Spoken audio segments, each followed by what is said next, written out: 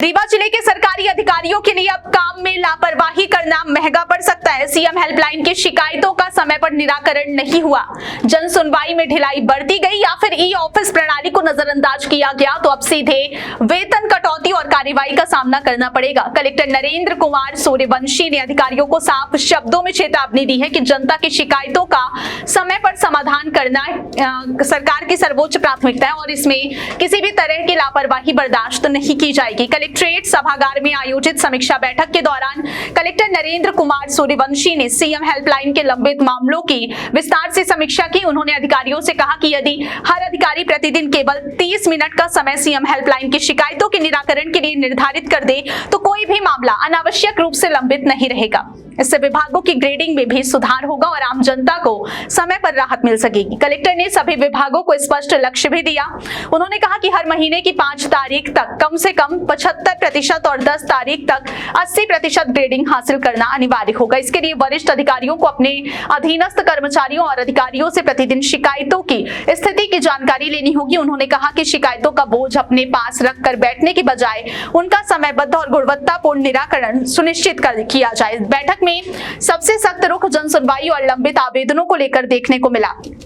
कई तहसीलों की कार्यप्रणाली पर नाराजगी जताते हुए कलेक्टर ने सीधे कार्रवाई के निर्देश दे दिए। जन सुनवाई में लापरवाही बरतने वाले अधिकारियों के खिलाफ कलेक्टर ने सख्त कदम उठाने के निर्देश दिए। त्योथर, सिमरिया, सिरमौर, मनगवा, जवा और गुड़ के तहसीलदारों द्वारा समय पर आवेदनों का निराकरण नहीं किए जाने पर उनके वेतन काटने के निर्देश जारी किए गए। इसके साथ ही कलेक्टर ने नई व्यवस्था लागू करते हुए निर्देश दिए कि प्रतिदिन 1 या 2 तहसीलों के तहसीलदार और संबंधित एसडीएम स्वयं उपस्थित होकर सीएम हेल्पलाइन और जन सुनवाई से जुड़े मामलों की प्रगति रिपोर्ट प्रस्तुत करेंगे। इसका उद्देश्य शिकायतों की नियमित निगरानी करना और लंबित मामलों को जल्द से जल्द समाप्त करना है। सिर्फ जन सुनवाई ही नहीं बल्कि विधानसभा से जुड़े प्रश्नों और प्रशासनिक पत्राचार को लेकर भी कलेक्टर ने अधिकारियों को सख्त हिदायत दी है। कलेक्टर नरेंद्र सूर्यवंशी ने कहा कि विधानसभा प्रश्नों के उत्तर किसी भी स्थिति में लंबित नहीं रहने चाहिए। सभी अधिकारी निर्धारित समय सीमा के भीतर उत्तर ऑनलाइन दर्ज करें और उसकी एक प्रति अनिवार्य रूप से कलेक्टर कार्यालय को उपलब्ध कराएं। विशेष रूप से विधानसभा के ध्यानाकर्षण प्रश्नों का उत्तर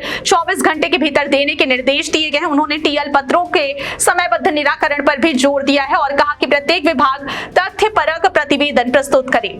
समीक्षा के दौरान त्योथर, जवा और रायपुर करचुलियान क्षेत्र से जुड़े कई समय सीमा वाले प्रकरण लंबित पाए गए जिन पर तत्काल कार्रवाई करने के निर्देश दिए गए। बैठक में ई ऑफिस व्यवस्था की धीमी प्रगति पर भी कलेक्टर ने नाराजगी जताई और स्पष्ट कर दिया कि अब सभी सरकारी फाइलों का संचालन डिजिटल माध्यम से ही किया जाएगा। कलेक्टर ने अधिकारियों को निर्देश दिए कि सभी फाइलें और पत्राचार ई ऑफिस प्रणाली के माध्यम से ही भेजे जाएं। समीक्षा में पाया गया कि कई विभाग अभी भी ई ऑफिस का प्रभावी उपयोग नहीं कर रहे हैं। इस पर कलेक्टर ने प्राचार्य, आईटीआई सचिव, कृषि उपज मंडी, जिला खेल अधिकारी और खाद्य सुरक्षा अधिकारी के खिलाफ कार्रवाई करने के निर्देश जारी किए हैं। उन्होंने कहा कि डिजिटल प्रशासन को प्रभावी बनाना सरकार की प्राथमिकता और इसमें किसी भी प्रकार की लापरवाही स्वीकार नहीं की जाएगी।